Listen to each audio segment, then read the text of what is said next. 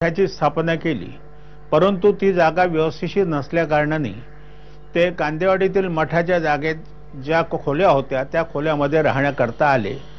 त्यानंतर 1895 मध्ये ह्या जागेची खरेदी मुळेकर यांनी केली आणि स्वामी सुतांना मिळालेल्या पादुकांचीच इथे स्थापना करण्यात आली। त्यानंतर विश्वस्त मंडळ स्थापन करण्यात आले। विश्वस्त मंडळ आणि स्वामी सुतांचे त्यावेळचे पुढचे नातेवाईक यांच्यात काही वाद झाल्या कारणाने सदर पादुका त्या लोकांनी चेंबूर येथे नेल्या। त्याच दिवशी बाळप्पा महाराज मुंबईत होते आणि त्यांनी संध्याकाळी सूर्यास्तानंतर सदर असलेल्या पादुकांची स्थापना केली। नमस्कार, मी गजानन शिवराम हर्डीकर, श्री कांदेवाडी मुंबईचा जो गिरगावातला मठ आहे तिथे आज 20 वर्ष सेवेत आहे। या ठिकाणी दरवर्षी दसरा, दिवाळी म्हणजे गुरुद्वादशी, गुरुप्रतिपदा, गुरुपौर्णिमा, पाडवा असे उत्सव आमच्या इथे होतात। त्यावेळेला सकाळी लघुरुद्र आणि नंतर कीर्तन असा उपक्रम इथे चालतो।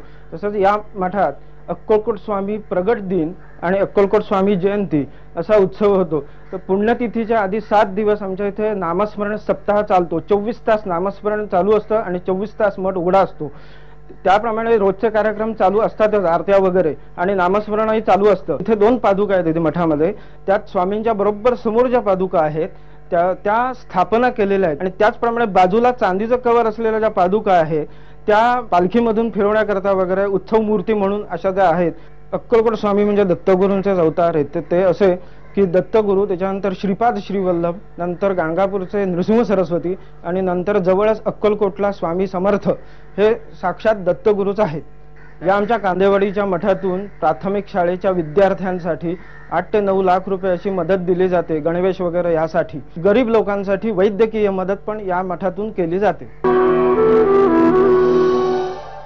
आणि हा अंधेरीचा मठ, लोखंडवाला सारख्या उच्चभ्रू वसाहतीतला, फास्ट फूड आणि इझी मनीच्या विळख्यात अडकलेल्यांना भक्ती मार्गाची ओळख करून देणारा।